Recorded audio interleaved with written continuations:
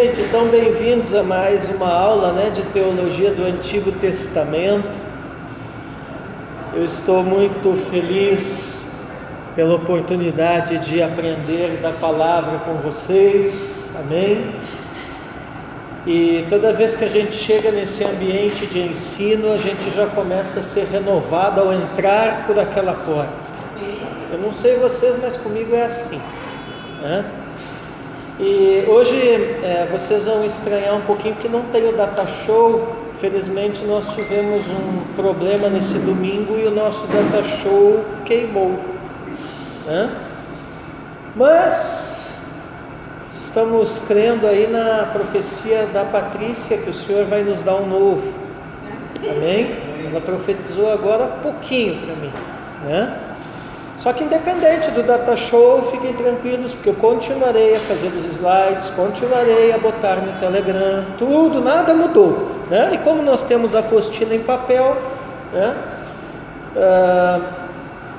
Então hoje nós estamos no finalzinho lá da página 42, lá no último parágrafo, na verdade a última frase da página 42, né? E nós estamos aqui falando dentro da teologia do Antigo Testamento, nós estamos falando da aliança noaica, amém? Acharam lá, pessoal? Final da página 42 da nossa apostila, ok? Muito bem. Então, hoje nós vamos começar falando de princípios, que essa aliança noaica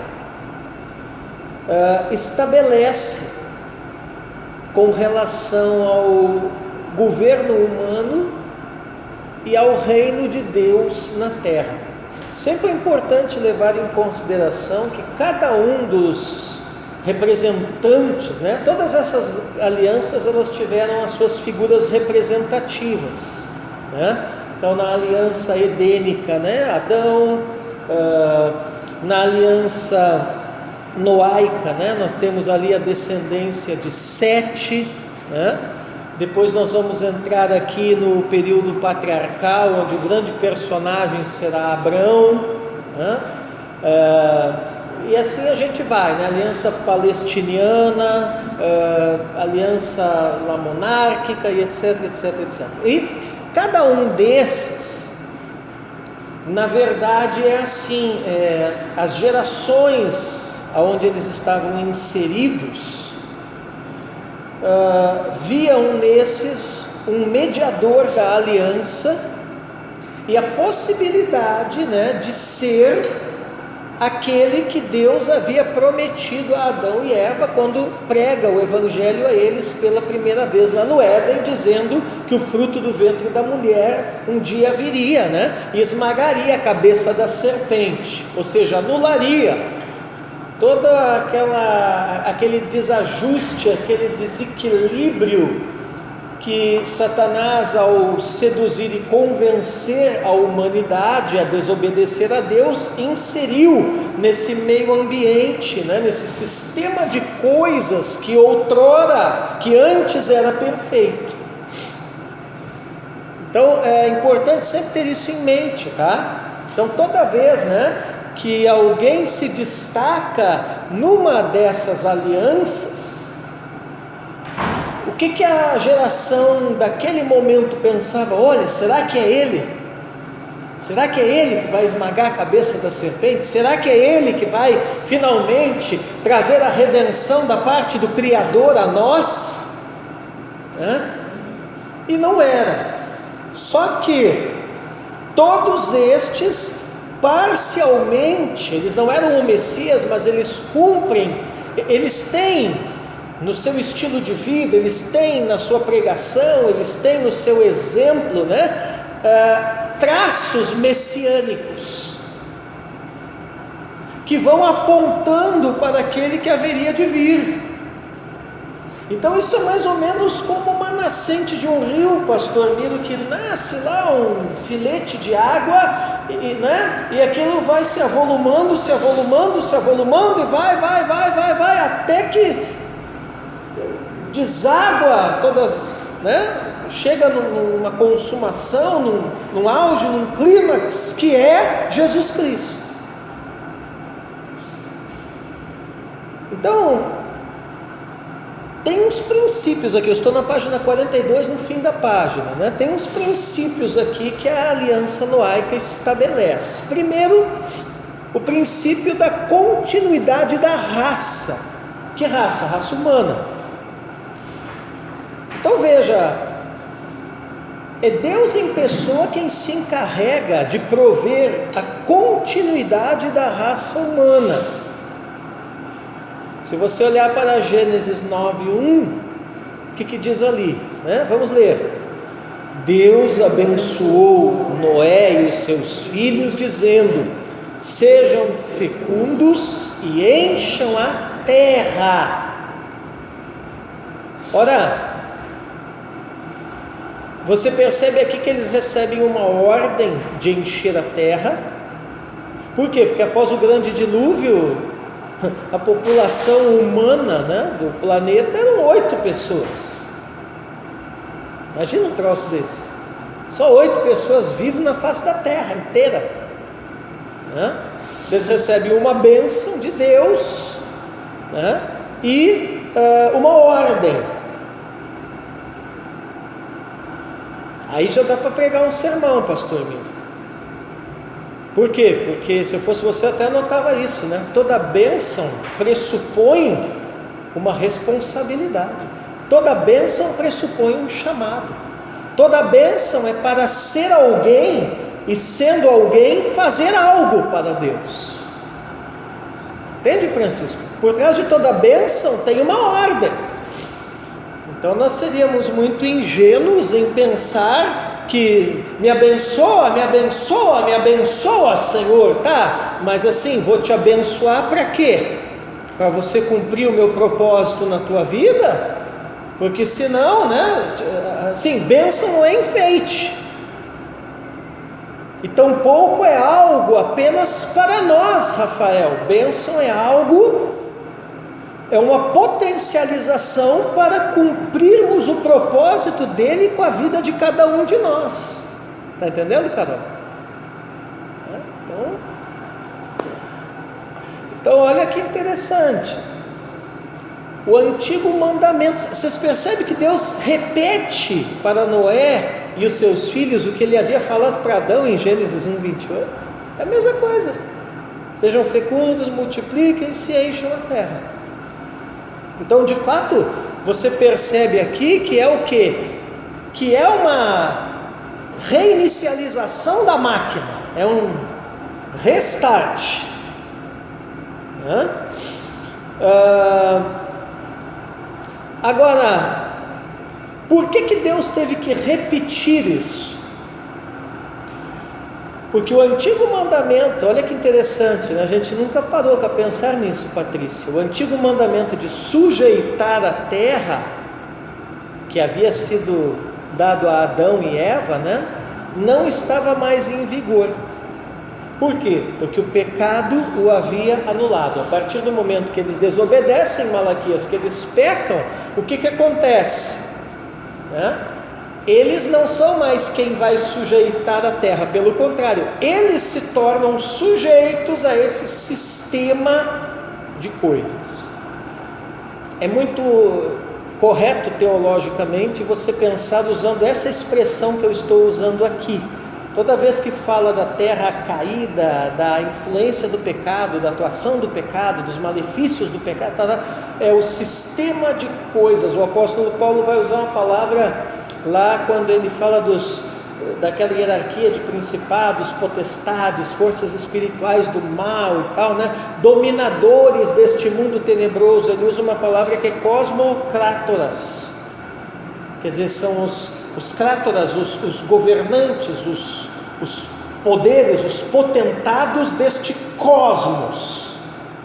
A gente pensa na palavra cosmos como o universo, galáxias, né? Não, mas no grego cosmos dá a entender um sistema ordenado, né? Que abrange todo o universo de coisas. Então não é à toa que Paulo se refere, né, a essa hierarquia das trevas estabelecida e legalizada, autorizada pela desobediência, pela queda da raça humana, como os dominadores de um sistema, entende? Quer dizer, o sistema que era perfeito de Deus, ele é subvertido, ele como é que se diz? O diabo não cria nada, ele perverte, ele adultera tudo.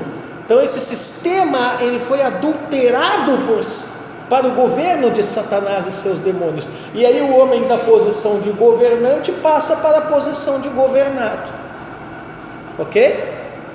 Bem-vindo. Bom, segundo princípio da aliança noaica, o princípio do temor na criação. Criação aqui vamos entender reino animal. Por quê? Porque os animais passam a temer o homem. Olha que engraçado, a gente não para pensar no estrago, né, que o pecado e isso tudo causou no reino animal, no reino vegetal até, né? Mas tudo foi afetado, né?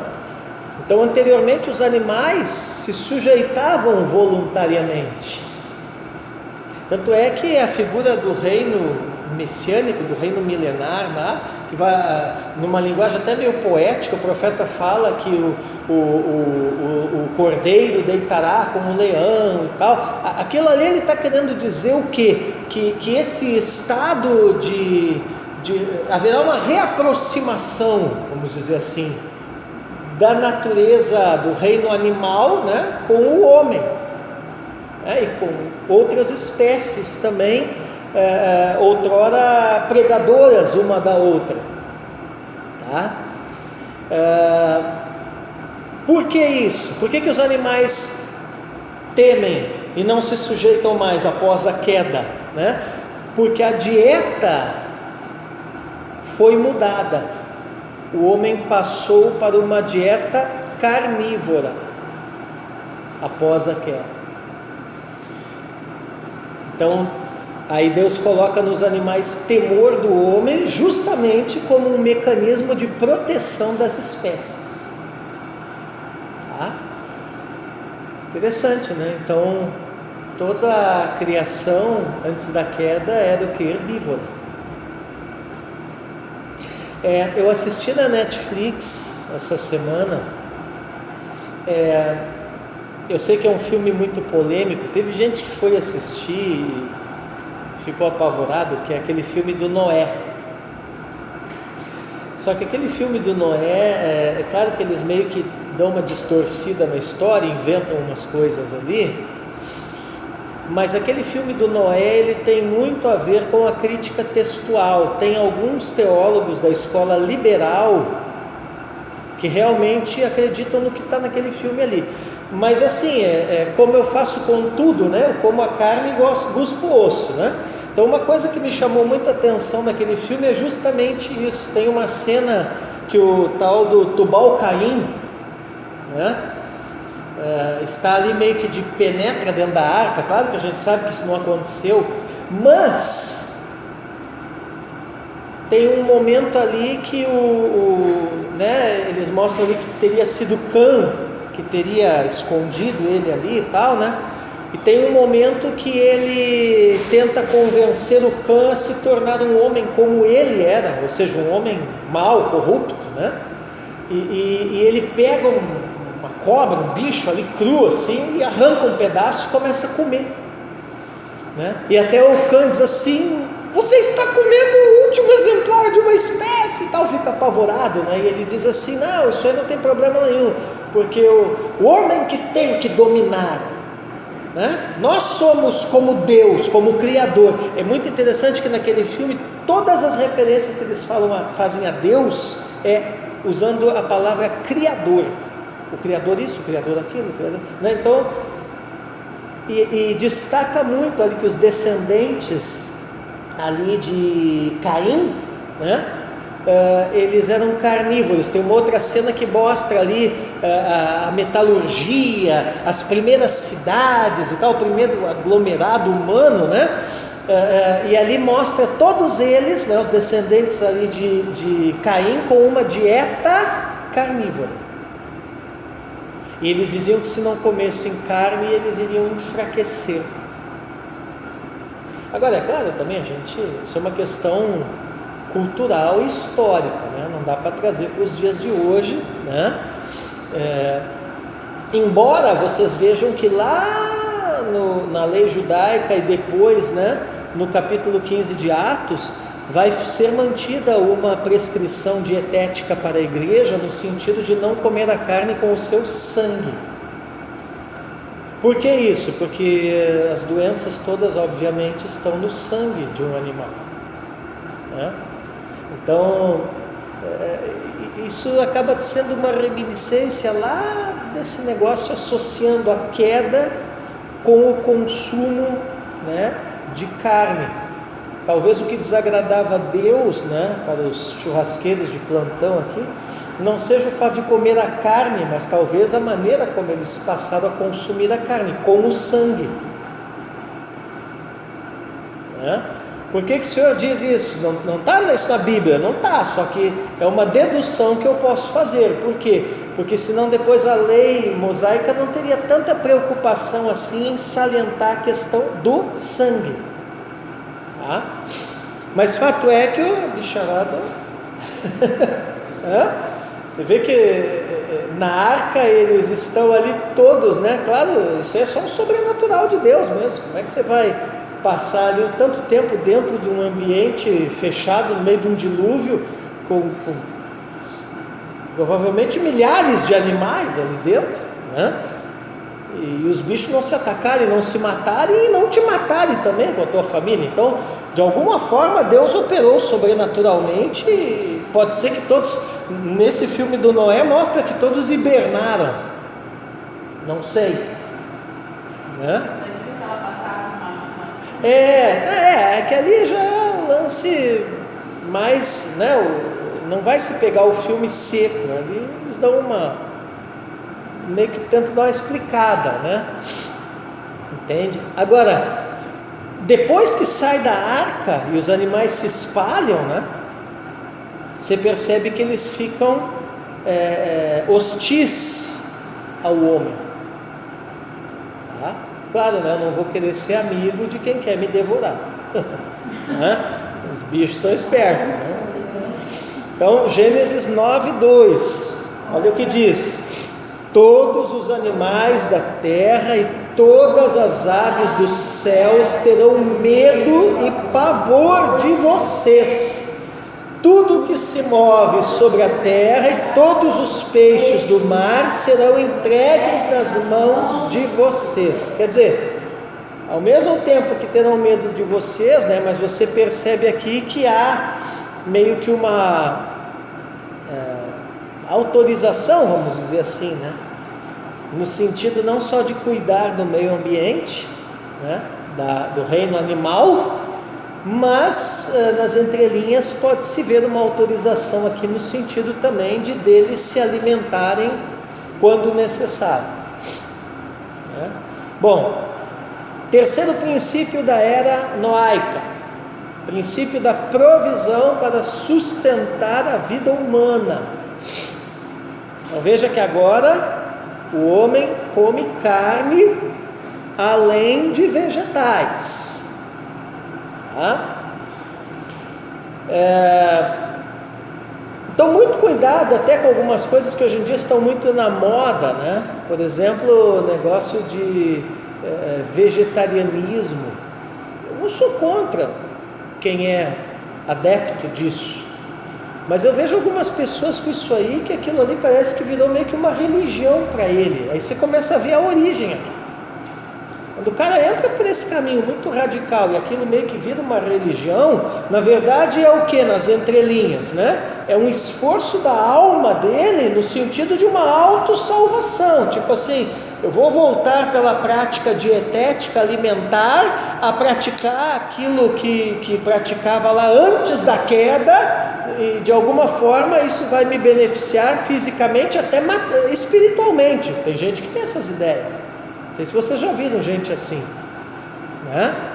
Então veja que aqui, apesar de não ser o estado ideal, vamos dizer, o que Deus estabeleceu por primeiro, mas após o dilúvio e na saída da arca, né, há uma permissão, há um estabelecimento de Deus. Você vê que Deus muda a dieta da raça humana e introduz também a carne.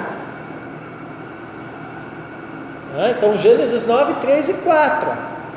Tudo que se move e vive servirá de alimento para vocês. Assim como lhes dei a erva verde, não foi o diabo, foi Deus. Assim como lhes dei a erva verde, agora lhes dou todas as coisas. Carne, porém, com sua vida, isto é, com seu sangue, vocês não devem comer. Então vocês percebem que Moisés não inventou nada, e nem os apóstolos em Atos 15 lá, né? Eles estão seguindo uma prescrição que já vem lá de Gênesis, da boca do próprio Deus. Essa questão desse segmento a questão dos veganos tem uma linha mais radical, que eles até são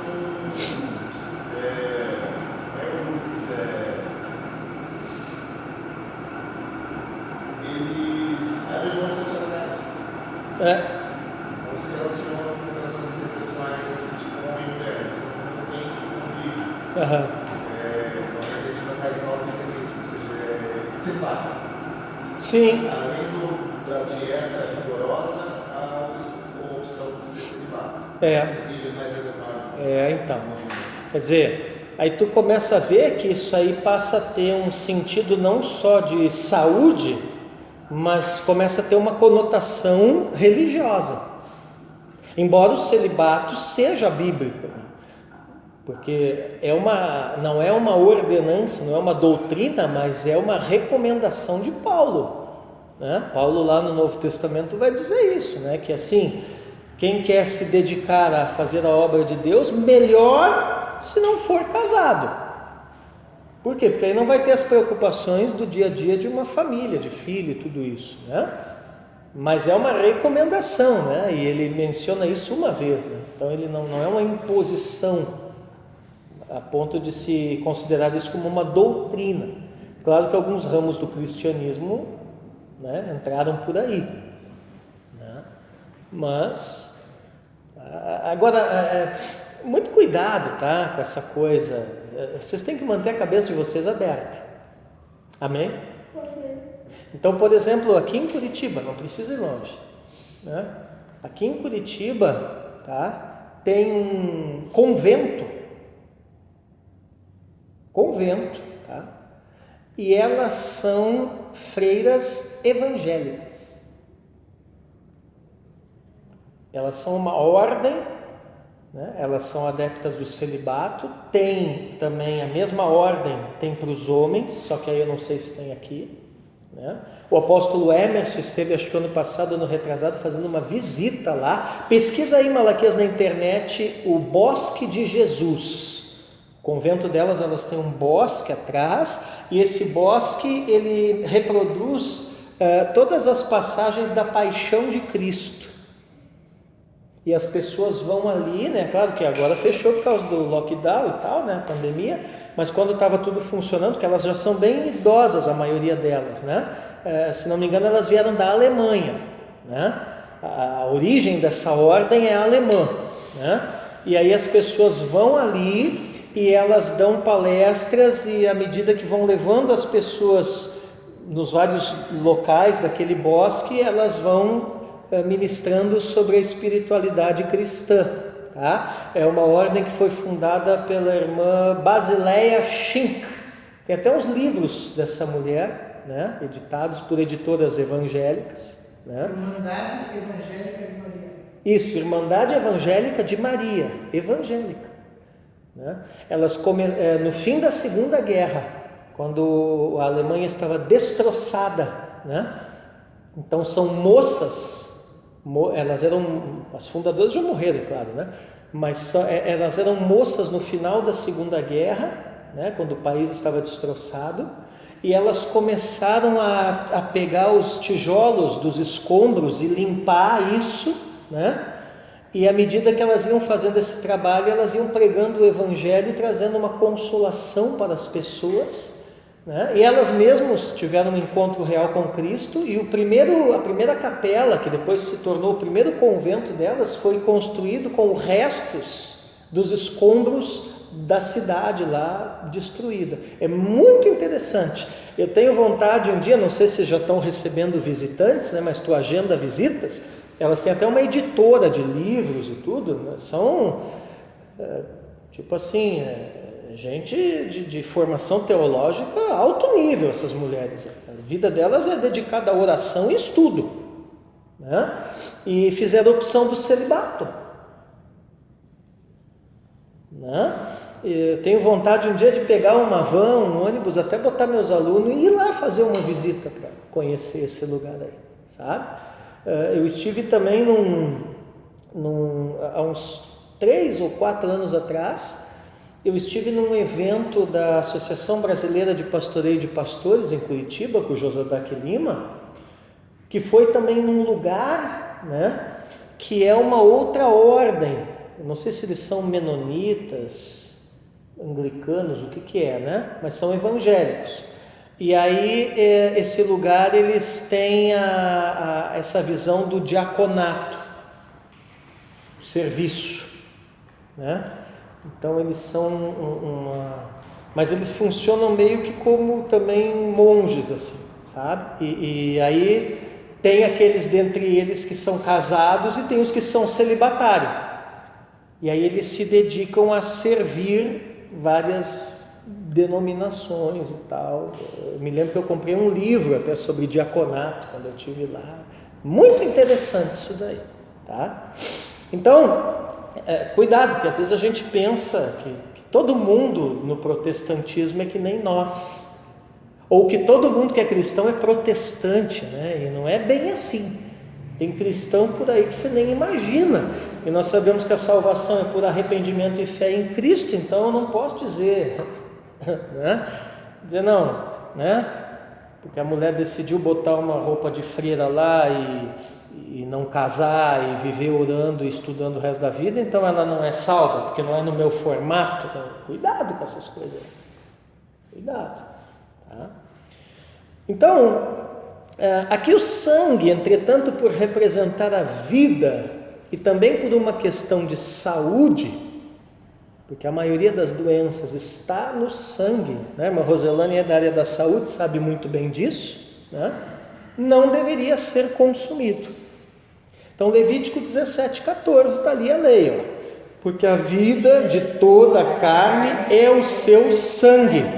Por isso tenho dito aos filhos de Israel que não comam o sangue de nenhuma carne, porque a vida de toda a carne é o seu sangue. Todo o que comer será eliminado. Tá? Quarto princípio, aqui da era noaica, né? Princípio da proteção da vida humana. Então, a provisão para sustentar a vida, o temor na criação e a continuidade da raça, foi o que nós vimos até aqui. Agora o quarto, né? Proteção da vida humana. Noé deveria guardar a santidade da vida humana como administrador do reino de Deus. Olha aquilo que eu falei no início da aula, né? O cara que era visto e considerado até pelo próprio Deus, né, como qual foi a palavra que eu usei? O mediador da aliança. Assim, ó, toda aliança tem que ter mediador, gente. Isso é um princípio muito nítido, né? Então a nova aliança, o mediador é Cristo. Essas outras alianças aqui, né? A noaica foi Noé, né? Até quem é casado aqui, né? Você não casou assim na frente de um espelho, né? Teve um sacerdote, um pastor, um ministro que celebrou isso, que foi o mediador, né? Então toda aliança tem o seu mediador. Quer dizer, o que eu estou tentando fazer vocês entenderem? Que o mundo espiritual segue hierarquias, né? O mundo espiritual segue ordens, o mundo espiritual segue protocolos. As coisas não são assim sem pé nem cabeça porque são. Todas elas no mundo espiritual, isso reflete no mundo físico, né? Por isso que temos leis muito bem ordenadas na natureza e tal, né? As coisas seguem. E por que é importante enfatizar isso hoje, Francisco? Porque nós estamos vivendo uma geração, tanto dentro como fora da igreja, né? que traz um discurso ou quer alimentar um pensamento, né? No sentido de anular isso. Então, muito cuidado com isso, né? Já viram esse discurso por aí, né? Você é livre em Cristo. Tá, eu sou livre em Cristo, mas aí por causa disso a igreja vai virar uma bagunça? Porque eu sou livre em Cristo, eu vou bagunçar a igreja inteira? Ou vou... né? Eu sou livre justamente, né? Eu sou livre para seguir os protocolos. E os protocolos espirituais são muito bem definidos pelas Escrituras.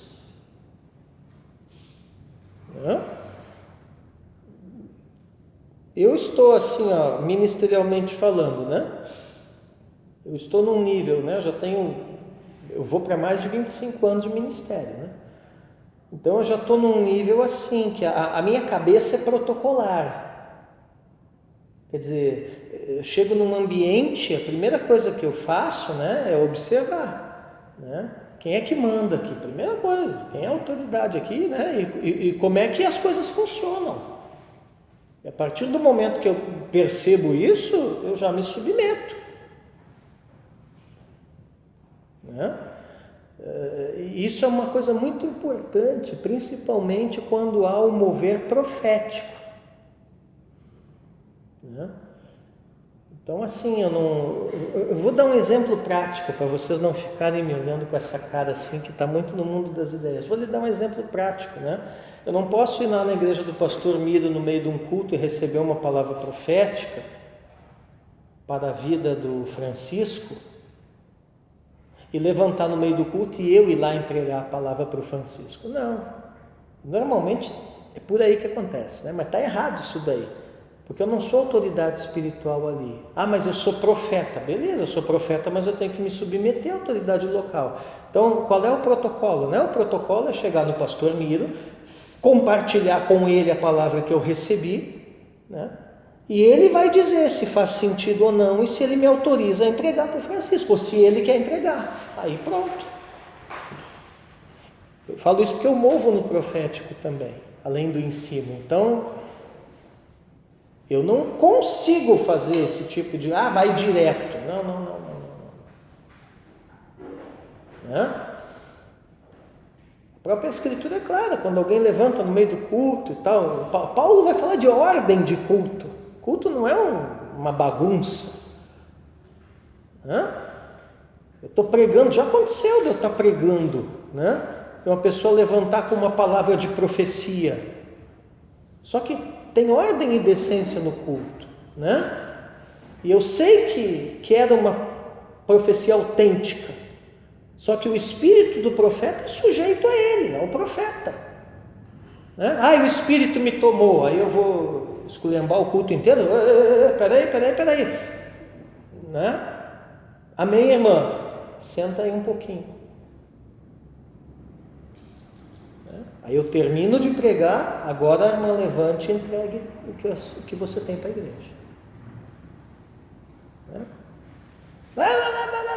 Em línguas, amém.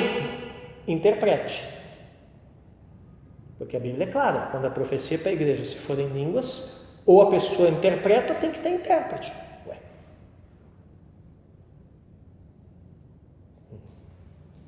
Entendeu? Então, há um protocolo no mundo espiritual, gente, né? E Noé, eles são mediadores dessas coisas, desde os primórdios, né? Gênesis 9, 5 e 6, vamos ler. Certamente requerirei o sangue de vocês, o sangue da vida de vocês, de todo animal o requerirei, bem como do ser humano. Sim, de cada um requerirei a vida de seu semelhante. Se alguém derramar o sangue de uma pessoa, o sangue dele será derramado por outra pessoa, porque Deus fez o ser humano segundo a sua imagem. Você percebe então por que o sangue de Jesus teve que ser derramado? Quem é Jesus? Jesus é Deus. O sangue de Jesus derramado é o sangue de Deus. Uau, mas Deus tem sangue? Tem, na pessoa do Filho tem. E por que eu estou levando para esse lado? Sangue de Deus, né? Porque para redimir toda a raça, só o sangue de Deus mesmo, que foi quem criou. Mas até isso acontecer, qual era o protocolo, qual era o modus operandi? Né? Matou, vai ser morto. Né? Derramou sangue, o sangue vai ser derramado. Né? E não era o diabo não, era Deus.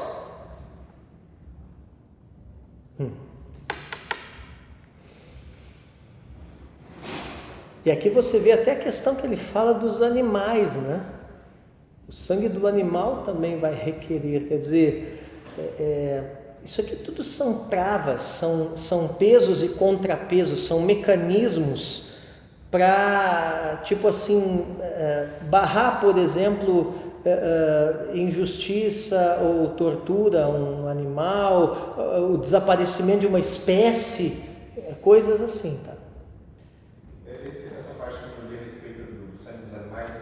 Uhum. Porque tem muita questão da caça somente pelo esporte. Mata, tira foto. Não é uma questão de sobrevivência. Como na questão das tribos. Uhum. As tribos têm todo um respeito com essa questão do matou, comeu. Uhum. É para isso. Sim. Não mata mais que um animal. Não Sim. tem estoque, né? E o que eles têm então tem essa valorização. Sim, claro.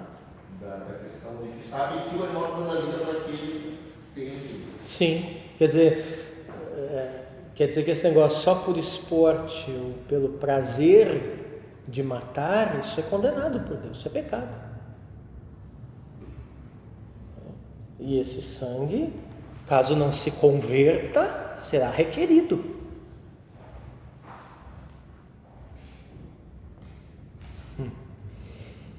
Então, isso aqui, quer dizer, vocês estão vendo como todos esses discursos, né, que a esquerda se apropriou deles, né? É tudo de Deus, tudo de origem divina e tudo bíblico.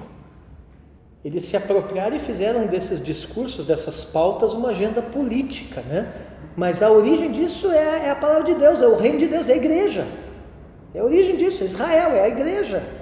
Valorização da vida, cuidado com o mais fraco, o órfão, a viúvo, o necessitado, né? Cuidado e preservação ecológica, isso tudo vem da Bíblia.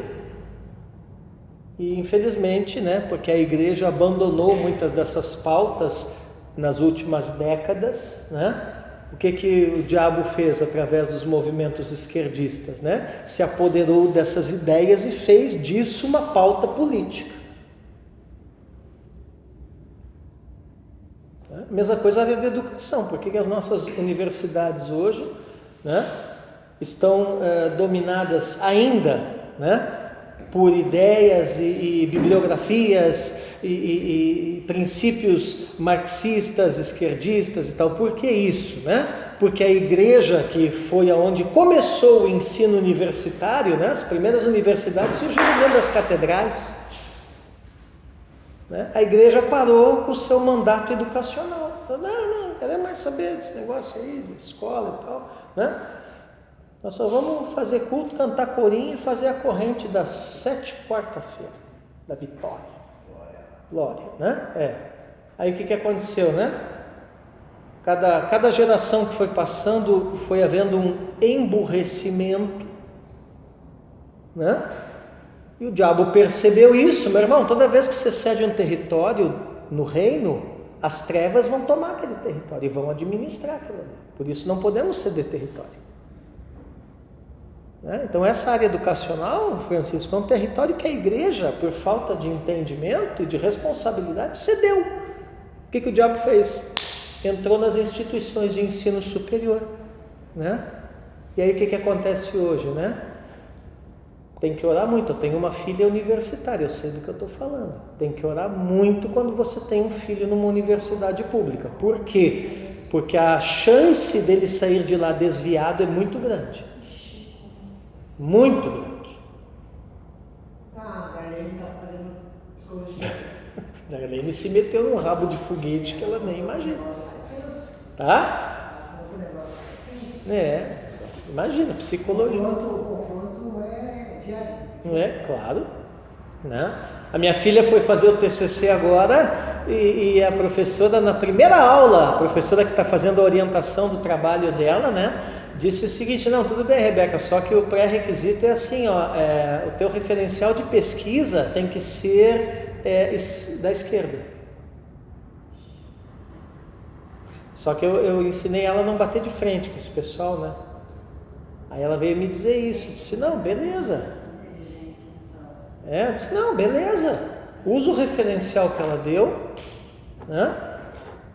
Só que como o trabalho da Rebeca é o serviço social relacionado com a igreja, e eles não conhecem nada de igreja, eles não conhecem nada das nossas fontes de pesquisa, da nossa literatura, dos nossos autores, então a gente tem que explorar essa ignorância, né? Então aprenda isso, tá? Toda vez que você for debater com alguém intelectualmente mais forte, o que você faz? Você leva ele para um campo de conhecimento que ele não domina. Entendeu? Então eu falei: beleza, Rebeca, usa o referencial dela. Só que ela permitiu que outros referenciais secundários sejam usados, né? Então vamos usar o dela como primário. Você cita lá um parágrafo, 2, né? E o resto do teu trabalho tudo referencial secundário. Aí eu fui lá para a minha biblioteca e baixei as estantes assim. Então uns 30, 40 conteúdos do TCC dela é coisa da minha biblioteca, que são escritores e pensadores e filósofos cristãos que a dona professora lá nem sabe quem é. E aí a professora está achando ótimo. Vocês viram, eu perguntei: como é que está o TCC? Nossa, pai, a professora disse que o meu é tão diferente, porque eu estou usando referenciais que as minhas colegas sempre usam o mesmo, eu estou usando uns diferentes, não sei o quê. Eu digo: claro. Quer dizer, estou fazendo a professora tomar veneno e ainda está me agradecendo. Entendeu? Então, né?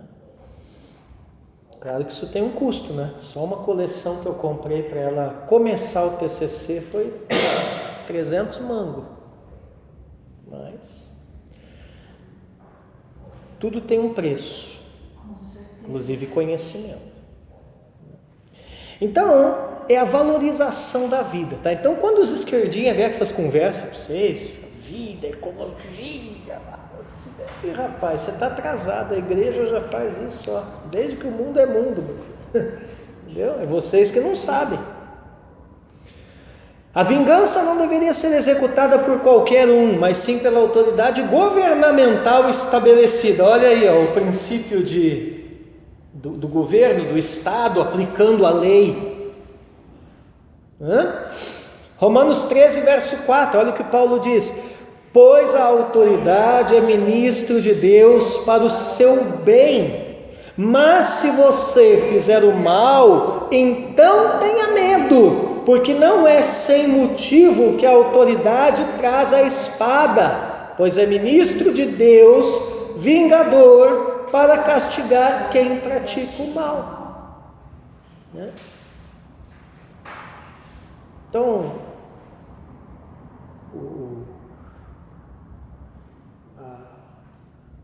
a polícia pegou alguém aí praticando mal e deu um pau no cara, tá certo, é bíblico.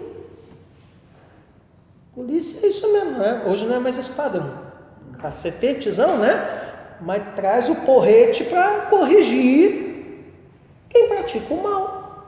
Tá certo.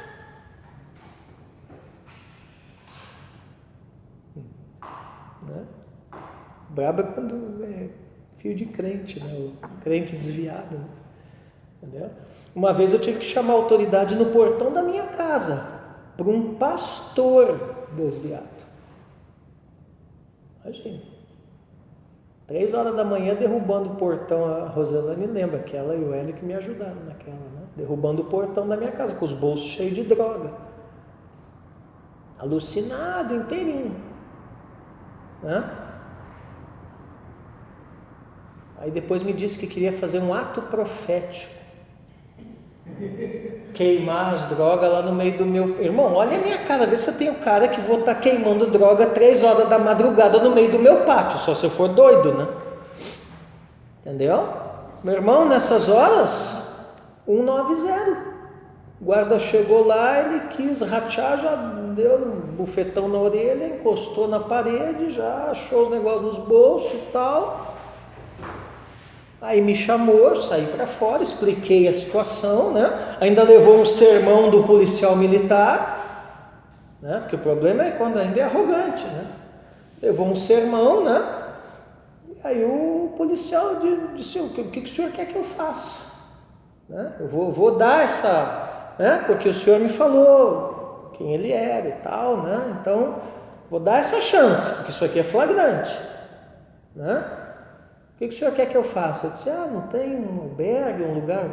Não, albergue aqui é Pires Pardinho. Né? Se o senhor quiser, a gente alberga ele lá. Eu digo: não, que eu já pensei na família do cara, né? Imagina, advogado, essa coisa toda, né? Eu disse: não, então leva ele para casa. Eu morava na praia, né? Não, se o senhor me garantir, eu libero ele. Não, pode liberar. Aí chamei o Hélio e a Roselane, 3h30 da manhã, o Hélio veio com o carro dele, né? Enfiamos ele no carro, levamos lá em Matinhos, na casa dele, né? Larguei, acordei a mulher e disse: tá aqui seu marido. Ainda me encheu de desaforo do caminho daqui até lá. Entendeu? Só que assim, eu não tenho crise nenhuma com o que eu fiz. Por quê? Porque é bíblico. Né? É bíblico. Então não confunda as coisas. Amém? Isso não quer dizer que você não tem que ajudar as pessoas, só que às vezes a ajuda que a pessoa precisa pode ser um camburão, não sei. Tem gente que precisa dessas ajudas, às vezes, né? Não é, a gente não gosta, mas às vezes é necessário. É que nem remédio ruim, às vezes tem que tomar. A gente está a ponto de fazer isso com parente. Oi? A gente está a ponto de fazer isso com parente. Porque ele tem uma crise lá esquizofrênica, aí conhece ele com o pai, de mãe, de vizinha, de todo mundo, e a gente já tentou, ele boa internar ele não vai. A polícia fala que não vai reforçar. Agora vai ver de uma pessoa lá. É aquilo que a gente falou, o caminho agora talvez seja a pessoa do BO e ele com um processo de julgamento, e como ele é doente, eles vão conseguir internar ele não. Claro. Com certeza. Meu irmão, 2 sílabas. Pinel. Pronto.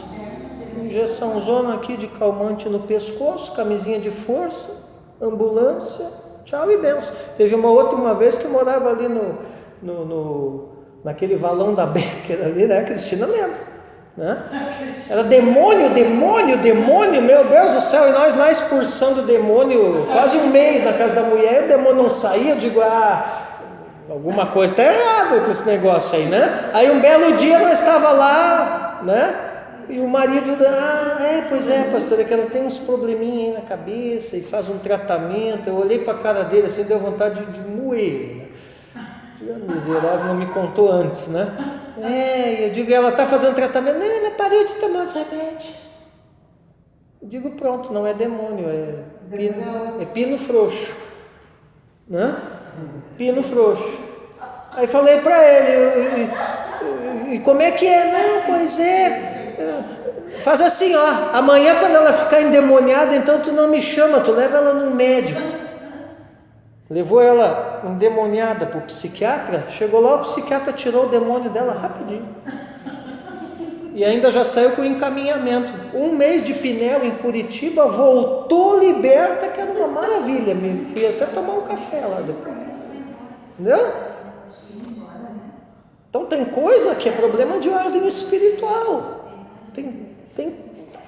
Entendeu? Porque às vezes as pessoas colocam em nós como crentes, ainda mais se é um pastor e tal, um peso, né? Entende? E você meio que se sente, não sei se o pastor Miro já passou essas, né? Às vezes você meio que se sente na obrigação. E muitas vezes assim, ó, todo o processo de, mesmo que seja libertação, demônio, todo o processo de libertação, todo o processo tem duas partes, né? Então se um não quer, dois não fazem, não tem como. Entendeu? Então assim, eu já tive muita crise no meu ministério com essas coisas. Ai, o fulano, hoje em dia, meu irmão, na verdade hoje em dia eu nem vou, né? Me ligar, tem um demônio aqui, eu digo, expulsa você que eu não marquei encontro com demônio nenhum, e viro para o lado e durmo o resto da noite, entendeu? Para com isso. Porque às vezes as pessoas colocam uma pressão em cima de nós que nós não precisamos estar carregando não, né? Esses dias eu falei para um também, né? Eu digo, meu irmão, né? Um que está desviado daqui, né? Teve uma época que voltou rapidinho para a igreja, que a polícia encontrou ele, né? Aí bateu lá no meu portão todo arrebentado, levou um pau dos guardas na rua. Aí de quem que o pessoal lembra nessa hora? Do pastor, né, claro, né? Bateu lá todo arrebentado. Ai, pastor, olha o que fizeram comigo. Eu digo, é bem feito para sua cara, que você estava no lugar errado, na hora errada, com as pessoas erradas. Você tem que se converter, meu irmão, e vir para a igreja. Aí pronto, aí virou um santo por um tempo. Esses dias eu estava falando com a pastora, eu acho que está na hora dos irmãos da Romu ministrar mais uma libertação na vida dele. Sabe? Conhece os irmãos da Romu, né? Aqueles irmãos ali, ó, benção, ó, maravilha, né? É uma só, pai. Então, finalmente Deus promete nunca mais, gente, exercer o seu juízo por um dilúvio contra a humanidade. Isso aqui é legal, né? Gênesis 9:11, ó. Estabeleço a minha aliança com vocês. Vamos lá. Nunca mais os seres vivos serão destruídos pelas águas de um dilúvio. Nunca mais haverá dilúvio para destruir a terra. Amém? Quando teve aquela inundação aqui em Paranaguá, eu orei essa palavra. Se Deus não te esquece, está aqui, ó. A minha igreja entrou água quase no peito, lá no boque. Tais promessas de Deus faziam parte de uma aliança entre o Senhor, a humanidade e todos os seres viventes que havia na terra, e seria sinalizada pelo arco nos céus. Vocês percebem então, quer dizer, toda aliança na terra, né, vai haver uma sinalização no céu. Tá? Gênesis 9, 12 e 13. Deus disse: este é o sinal da minha aliança que faço entre mim e vocês e entre todos os seres vivos que estão com vocês para todas as futuras gerações. Porei o meu arco nas nuvens e ele será por sinal da aliança entre mim e a terra. Amém? Bom, Noé, gente, é esse mediador de uma aliança incondicional de Deus com toda a raça humana, que seria abençoada ali por Deus, né? Apesar de ser só 8 pessoas nessa época.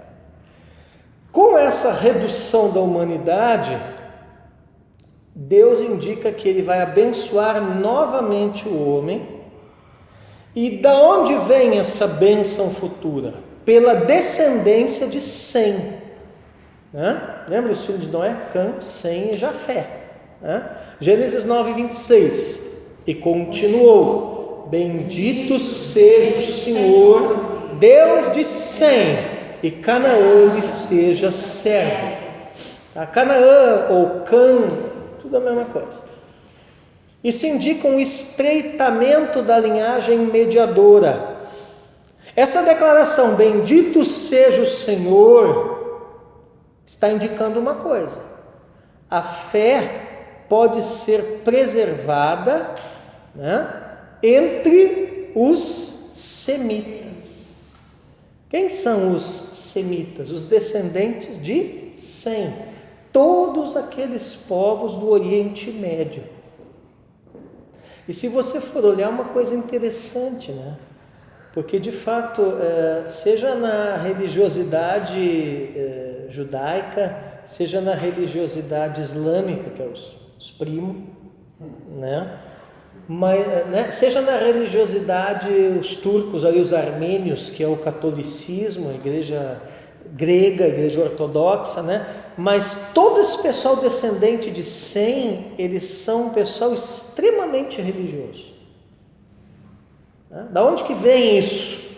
Dessa bênção aqui. Interessante. Interessante que. Oi. Não, pode falar. Naquele dicionário de nomes, a tradução em hebraico de Sem é fama. Eles são famosos como referenciais de religião, é uma alma fama. Sim, exatamente. Exatamente.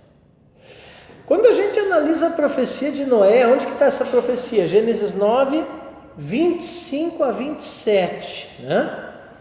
Nós temos 3 estrofes, onde se repete o refrão da palavra de juízo sobre Canaã. Né? Aqui Canaã, filho de Cã, seria o descendente. Então vocês lembram, né? Depois do dilúvio, Noé planta uma vinha, inventa de fabricar vinho. Interessante que o primeiro viticultor, né, da humanidade é Noé, né? E aí bebe, se embriaga com aquilo ali, né?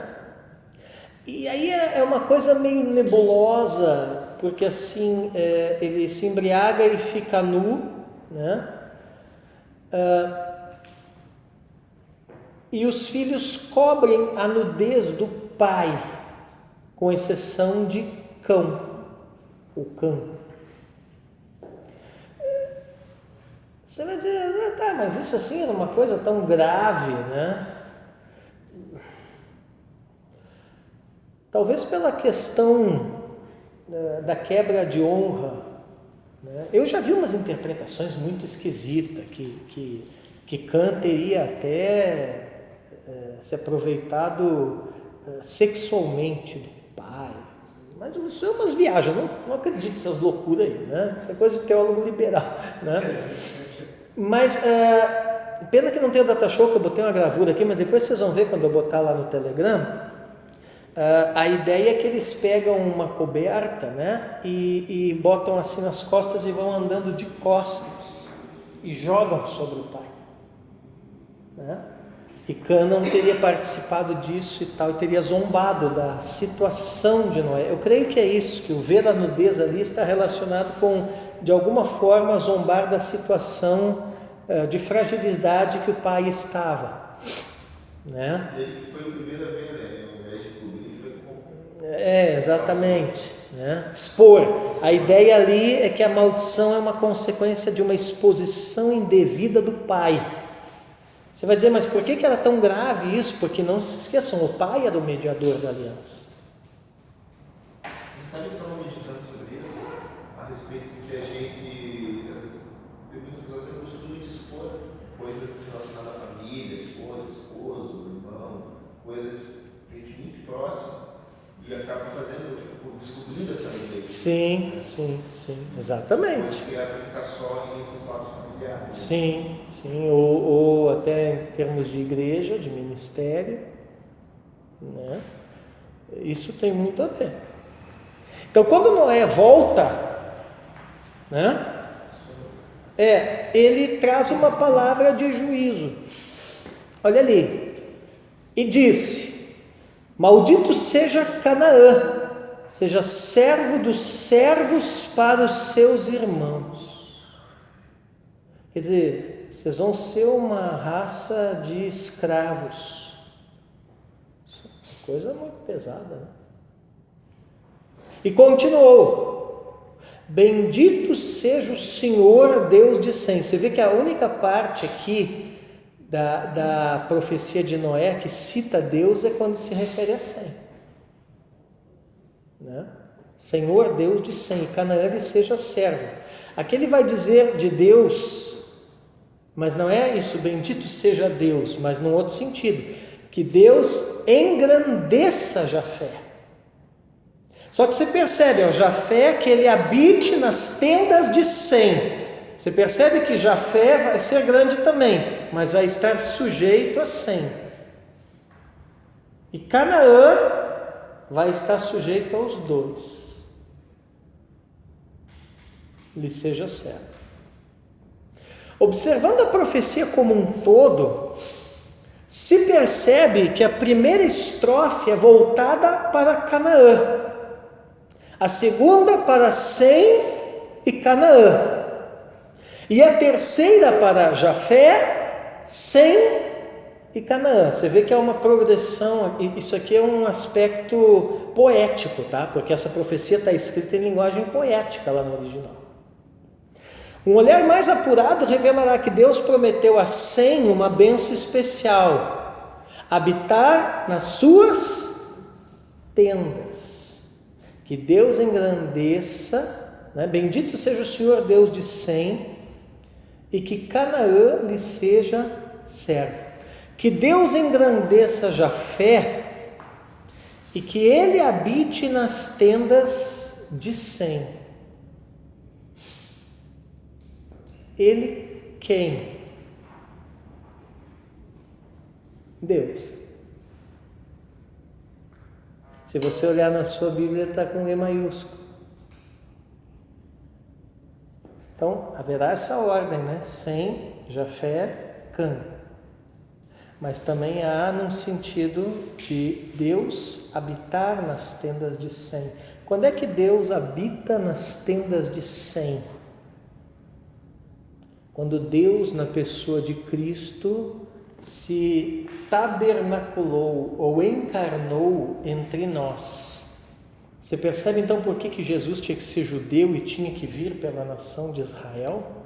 Por causa da profecia de Deus a Noé. Quer dizer, tem que ser no povo semítico. E claro, a fé de Abraão, né? Mas por causa disso aqui, quando Deus encarna na pessoa de Cristo, é o quê? É o cumprimento disso aqui. Deus literalmente habitando nas tendas dos descendentes de Sem, Israel.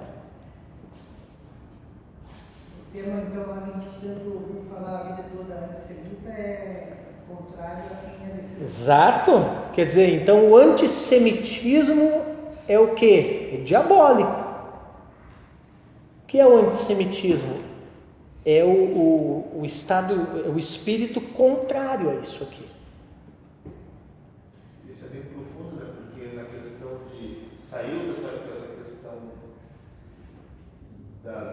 dos confrontos da Oriente Médio e lá do Café do Evangelho, do lado, mas existe essa visão de fobia racial e se escolhe botar como suas dores.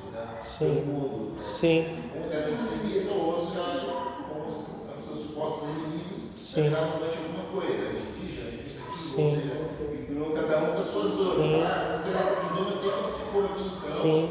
Né? Você vê então a origem também do preconceito racial, né? O preconceito racial. E aí você vê que o antissemitismo dentro da igreja, que também é muito forte, né? Eu senti isso na pele quando eu fiz o meu TCC sobre festas bíblicas. Imagine, né? Eu apresentando um TCC para uma bancada de professor evangélico antissemita, com aquele discurso que Israel não tem nada a ver com a igreja, né? E eu apresentando um TCC e mostrando não só a importância das festas, como a igreja pode e deve celebrá-las. Foi bem legal. Né? Foi bem legal, né? Só que mais uma vez tomaram que nem sentiram, né? E eu achei muito engraçado que depois eles pegaram o meu TCC e botaram de modelo na biblioteca da escola.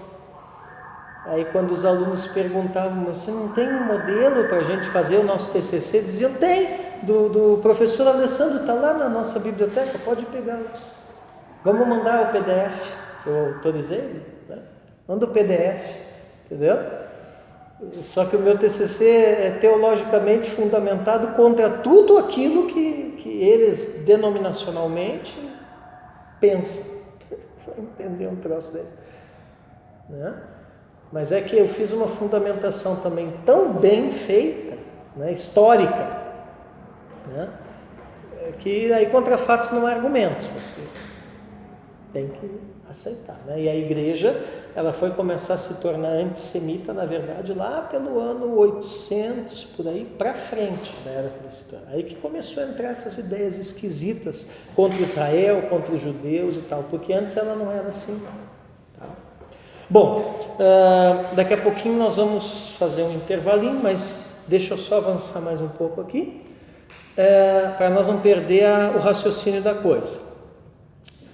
Então, essa palavra aqui, ó, né, habitar nas tendas de Sem, quer dizer, o próprio Deus habitaria entre os povos semíticos. A palavra aqui é o Shekinah, vocês já ouviram muito essa palavra, né? O que é o Shekinah? É a presença de Deus. Aonde que aparece o Shekinah? Lá no tabernáculo, na arca, tinha a tampa da arca, que era o propiciatório, e a imagem dos dois querubins com as asas voltadas um para o outro, né? E quando o sumo sacerdote entrava lá no dia do perdão, né, para fazer propiciação pelos pecados dele e da nação inteira, né, se acendia, a ideia é como se algo acendesse ali e a voz de Deus saía do meio daquilo ali e falava com ele como representante de todo Israel. Isso é Shekinah, né? E aqui a palavra Shekinah é usada, quer dizer, a mesma presença de Deus sobre o tabernáculo, né, é a promessa de Deus de habitar nas tendas de Sem. O que era o tabernáculo, afinal de contas? É a tenda de Sem. Era essa a minha pergunta. Aí, respondido. O tabernáculo é a tenda de Sem. Mais tarde o templo se transforma o quê? Na tenda de Sem. Só que depois, mais tarde, o que vai Jesus dizer? Eis aqui quem é maior que o templo. Quer dizer, a tenda de Sem, então, não é mais uma coisa. A tenda de Sem cria vida, é uma pessoa. Amém? A tenda de Sem é uma pessoa. Por isso que a gente fala às vezes que ele se tabernaculou, encarnou, né, para estar entre nós. Amém? Bom, isso foi evidenciado pela coluna de nuvem e de fogo nas marchas de Israel pelo deserto. Portanto, Sem seria o patriarca através do qual o descendente prometido a Adão e Eva haveria de vir. Sublinhe isso. Boa pergunta de prova, né? Quem é o patriarca através do qual o descendente prometido a Adão e Eva haveria de vir? Sem.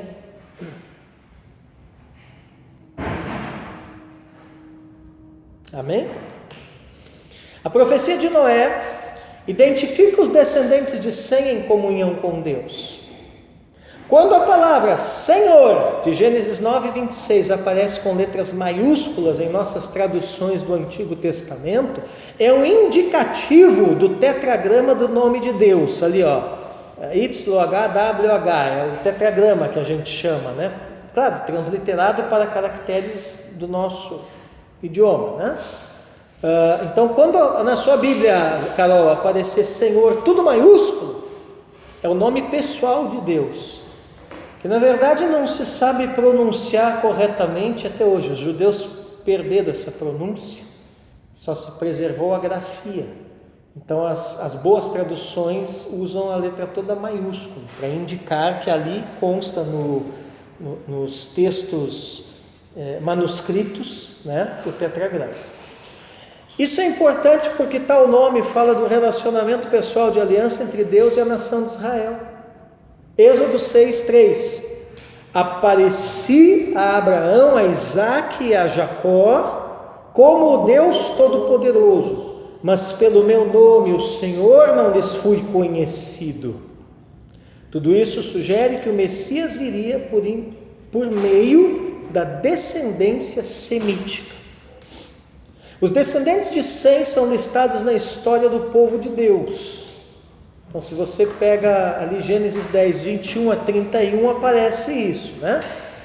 Desta linhagem, Arfaxade foi avô de Éber, que é o ancestral dos hebreus. Então está aí a origem do nome hebreu.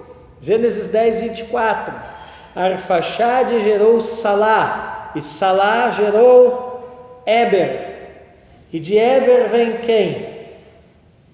Abrão, o hebreu. Hebreu também, eu não coloquei aqui na apostila, mas é uma palavra relacionada a travessia. Então, os habitantes de Canaã, quando perceberam de onde Abrão vinha, porque não era moleza não, o cara vinha lá de Ur, né? Fazendo toda aquela travessia ali, é todo o Oriente Médio, de uma ponta para outra que ele vai, né? Então, eles passam também a chamá-lo de hebreu por causa disso, né? O que empreende uma travessia, o que empreende uma jornada, uma longa jornada. Mais tarde, o patriarca Abraão vai ser identificado como hebreu, Gênesis 14, 13. Ó. Porém, um homem que conseguiu escapar veio e contou tudo a Abrão, o hebreu. Este morava junto dos carvalhais de Mamre, o amorreu, irmão de Escol e de Aner, os quais eram aliados de Abrão. Amém? Jafé e seus descendentes também foram abençoados. Olha Gênesis 9, 27. Que Deus engrandeça Jafé e que ele habite nas tendas de Sem, e Canaã lhe seja servo. Jafé tem um significado de amplo, grande, no sentido territorial. Curioso que na parte da profecia de Noé, onde Jafé é abençoado, se usa o nome Elohim. Por quê? Porque o nome Elohim aplicado a Deus mostra ele como criador e governador do mundo. Então o que o escritor lá no original está querendo mostrar, né? Quando ele usa aqui o nome Elohim na parte da profecia que corresponde a Jafé, que a descendência de Jafé está ligada a bênçãos terrenas. Se a descendência de Sem são bênçãos espirituais, Deus que vai habitar na tenda, a descendência de Jafé é o que? Os que vão se espalhar pela terra. Então eles não são celestiais, vamos dizer assim, eles são terrenos, né? Ao passo que Sem está relacionado a bênçãos espirituais. Apesar do juízo do dilúvio, Deus anunciou a bênção futura aos povos. Ela seria originada mediante o Deus da aliança com os descendentes de Sem. Essa informação é muito importante, pois a partir de agora, Deus estava revelando que administraria a sua aliança e o projeto do seu reino através da linhagem de Sem e posteriormente o povo hebreu. Amém? Apesar da bênção de Deus continuar a se cumprir na multiplicação da humanidade, a ponto de eles encherem a terra com aproximadamente 70 nações, olha que interessante, né? Eles saem da arca em 8 pessoas, e em Gênesis 10 eles já são cerca de 70 nações. Seu pensamento e intenção se afastava cada vez mais da glória de Deus. Nessa era marcada pela mistura de ocorrências de bênção e maldição, uma humanidade se esforçava conjuntamente para organizar e conservar certa unidade em torno de um símbolo arquitetônico. Sabemos que símbolo é esse, né? A Torre de Babel. Então, Gênesis 11, verso 4, o que diz ali? Disseram: venham, vamos construir uma cidade, uma torre, cujo topo chegue até os céus, e tornemos célebre o nosso nome, para que não sejamos espalhados por toda a terra.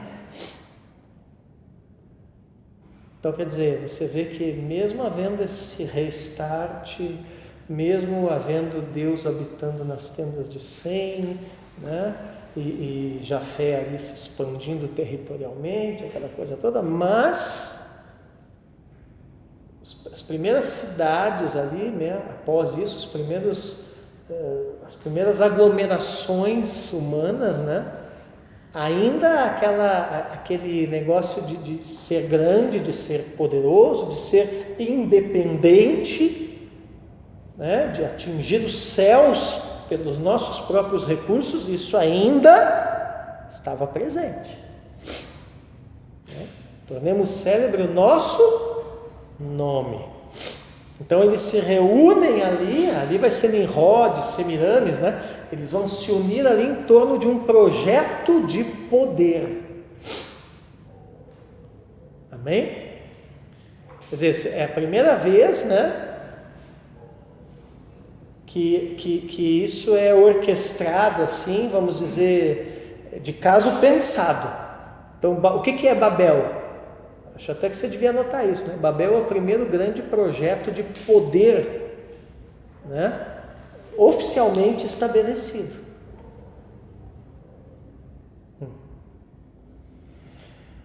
Tal símbolo surgiu numa cidade que eles ergueram aonde? Na terra de Sinear. Gênesis 11, versos 2 e 4. Os homens partiram do Oriente, encontraram uma planície na terra de Sinar e habitaram ali. Disseram: venham, vamos construir uma cidade, uma torre cujo topo chegue até os céus e tornemos célebre o nosso nome, para que não sejamos espalhados por toda a terra. Quer dizer, o projeto de Deus era o quê? Que eles se espalhassem povoando a terra, mas eles queriam ficar concentrados. Por que essa concentração? Né? Porque no fundo eles queriam ser independentes. Ao perceber as intenções por trás de tais ações, quer dizer, o projeto de poder no primeiro momento parecia interessante, mas Deus percebe a real motivação, e o que Deus faz? Confunde a linguagem para impedir que tal projeto fosse adiante. Isso aconteceu agora, hoje é dia 15? 14? Isso aconteceu agora, 2 dias atrás. Venham, façamos uma manifestação e tornemos célebre o nosso nome. Projeto de poder. Só que Deus percebeu a real intenção dos corações e fez o quê? Espalhou. E hoje nós temos a tal da terceira via toda dividida. Por quê? Porque Deus não está nessa negócio. É projeto de poder para fazer célebre o nome de homens. Né? E aí você vê que tem um negócio espiritual por trás, tá? Não estou espiritualizando, mas eu não sei se vocês assistiram, né? Mas quem assiste o vídeo de uma determinada senadora, não sei se é senadora, deputada, acho que é senadora, né? Que mora numa mansão aqui em Curitiba, né? E o pessoal fez um buzinaço na frente da casa dela e ela saiu pulando de pantufa no meio da chuva e gritando palavrões e mostrando o dedo e fazendo um monte de gestos. E, se vocês não viram, procurem depois na internet, né? Até escorregou lá, caiu um tombo, o pessoal filmando e dando risada na cara dela. Mas ali eu percebi que ela estava possessa. Aquilo ali não era ela, não. Aquilo ali é demônio. Né? Porque, vocês estão entendendo? É o mesmo espírito. Né? É Nimrod, é Semiramis, é Babel, é projeto de poder de homem. Mesma coisa.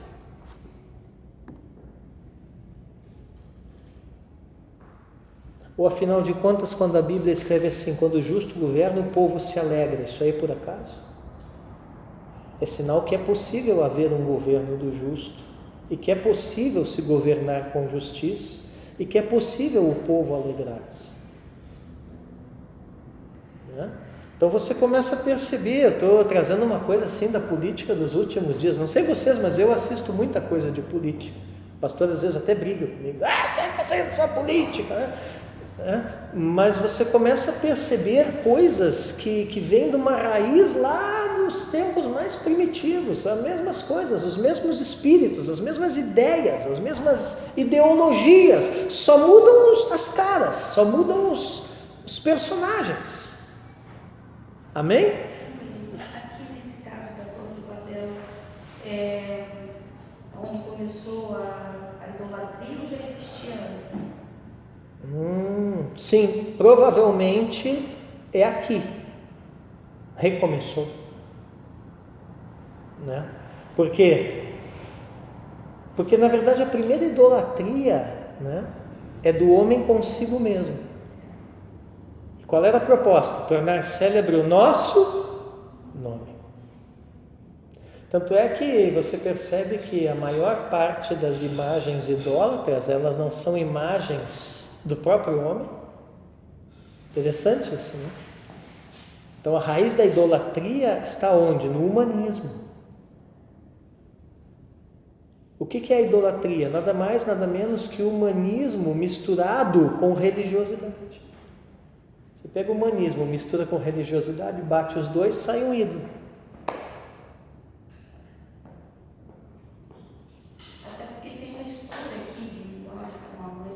Sim, tem todo aquele lance, do Nimrod, das Semiramis, que depois isso aí vai refletir até em crenças pagãs e tal. Tem tudo isso aí é comprovado historicamente. A raiz é que eu começo a adorar minhas próprias concepções de como deve ser a vida e não como Deus. Isso, exatamente. Entendeu? Então, quer dizer, é o homem no centro, é o homocentrismo. Né?